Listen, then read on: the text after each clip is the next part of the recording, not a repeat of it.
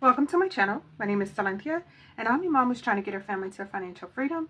I have a part-time job. I also have an Etsy shop with I'm Cassie J Budgets and Blogs. I'll link our shop as well as our freebies down below so you can grab them if you like. You guys, we're coming together because so I'm having some issues with my vehicle, and I don't have the funds to get them fixed, which means that this is a part of the process. I don't have an emergency fund set up.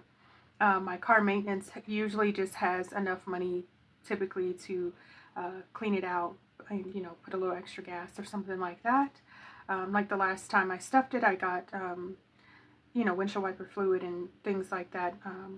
But with that being said, I have to make a decision. The decision I've made is not to let things get worse, because I was thinking maybe I have a little bit more time. But the problem with that is if you continue on with the have a little bit more time concept when it comes to cars, it's fine until it's not, right? So that's the choice I've made, to unstuff my 225 in 2025. I completely understand why people don't want to unstuff their savings challenges, but isn't that what they're there for, right? You have the cash. Now, yes, I did have intentions for this money to go to something else, but that doesn't mean that if I need to make adjustments, I won't. And I always say that. It's happened before, and so it's nothing new per se to me, but I understand the idea like, oh, no, you have to unstuff it. But that's okay, because I'd rather have the money here, just sitting here, and me have access to it to do the things I need to do on my vehicle. So with that being said, I am just going to unstuff my 225 in 2025. I have a couple of other savings challenges. If I absolutely need that money, I will snatch it out of there. But at this time, I think this should be suffice to get me to a good place per se with my my vehicle. And here we go. All right, so I am going to have to clean this off because I am going to start it again. I think it's, I was so close. I was so close. So let's see how much we actually saved. We're going to unstuff what we have, and then we'll count it up. And let me be quiet so we can try to speed through this part.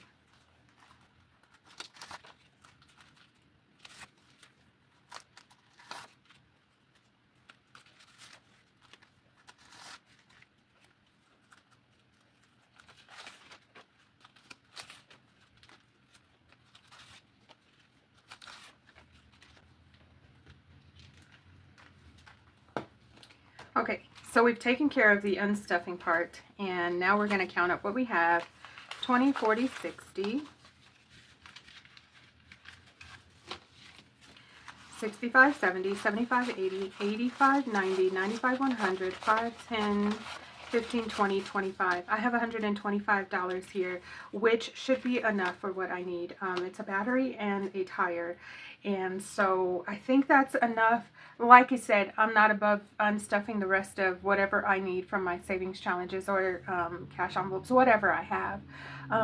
But you guys stay encouraged, because I really feel like a part of the process is giving yourself grace when things like this happen, and then also not giving up. So I'm definitely going to try to get this savings challenge back in rotation as soon as I can.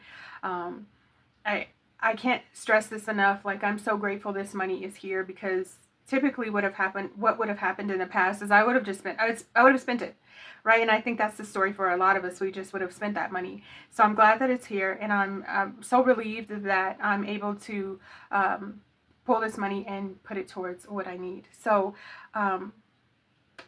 I think that's it. I think that's it for now, guys. I want to thank you all so much for stopping by. Please like, share, comment, and subscribe. All of the things that can keep us connected. I look forward to seeing you in my next video. Thank you all so much for watching and coming back every day. Yay! Because I mean, this part really is tough, but it gave me content as well. So, I mean, and kind of a blessing. So, for those of you who are coming back again and again, thank you so much. Thanks so much for stopping by, guys. Bye.